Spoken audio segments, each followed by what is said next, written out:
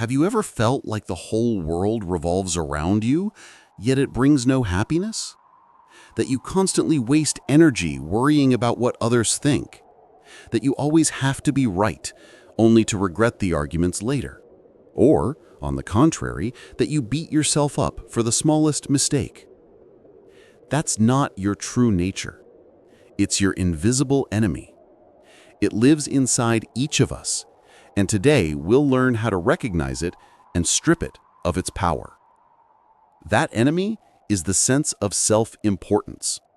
According to Carlos Castaneda, this is the main obstacle on the path to true strength and freedom. It's not egoism. An egoist thinks they're better than others. A person with inflated self-importance believes they are the center of the universe. It's a story we constantly tell ourselves about ourselves. And this role drains enormous energy, leaving us exhausted and vulnerable. But how do we recognize this enemy? It's a master of disguises. Here are the three main signs. Resentment. If any criticism or careless word deeply offends you, that's a clear signal. It means your ego has been touched. You believe your status demands special respect, and any lack of attention feels like a personal attack. Ask yourself, does it really matter that someone didn't think about me? The urge to control, the need to always be right, to control situations, people's thoughts and their actions. It's an attempt to assert yourself at the expense of others. But true strength isn't control. It's calm and acceptance. Ask yourself, what terrible thing will happen if I allow events to unfold on their own? Excessive self-criticism. This is the most insidious mask. It seems like humility, but in reality, it's even more self-centered. I'm not good enough is just another form of self-importance. It's like saying, I must be perfect because I'm so special that I have no right to make mistakes. It's the same ego, just with a minus sign. Now the main question, how do we destroy this illusion? Not by fighting it, but by taking away the energy you've been feeding it with. Here are your practical tools. Tool 1. Stop explaining yourself. Realize that your personal story is just a fiction to justify yourself. Just act. Don't explain why you changed jobs. Don't make excuses for being late with long stories. Simply say, sorry, I'm late. Let your actions speak for themselves.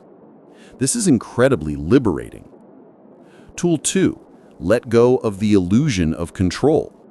Accept this simple truth. You can't control anything except your own reactions. Let others be themselves and let the world be what it is. Try the technique, become a wall. Imagine you are a solid wall.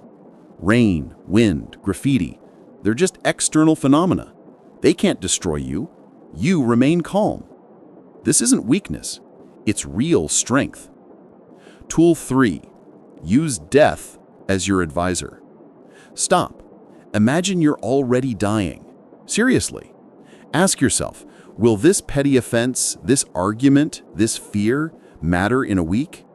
And what if you knew you'd die in a year? Suddenly, all our worries vanish. Only what truly matters remains. This practice cuts away the unnecessary. Tool 4. Practice humility in action. Do something pointless or something that pushes you out of your comfort zone. And the main rule, don't tell anyone. Pick up trash in the park. Help a stranger carry heavy bags. Sit in the back of the bus.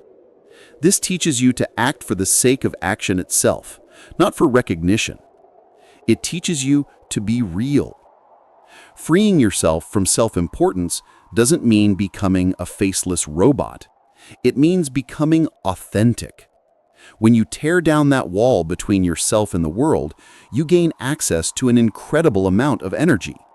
Energy you've been wasting on defending an illusion. And now you can direct it toward real things, creativity, deep relationships, your dreams. This is the path of the warrior, the path of freedom. Now, here's a question for you. Which mask do you wear most often? Resentment, control, or self-criticism? Think about it. And if this video was helpful, share it with someone who might need it. Because the best way to fight the ego is to do something for others without expecting a reward. Thank you for watching. Remember, thinking is not the same as seeing, and self-importance blinds us from seeing real life. Don't let it.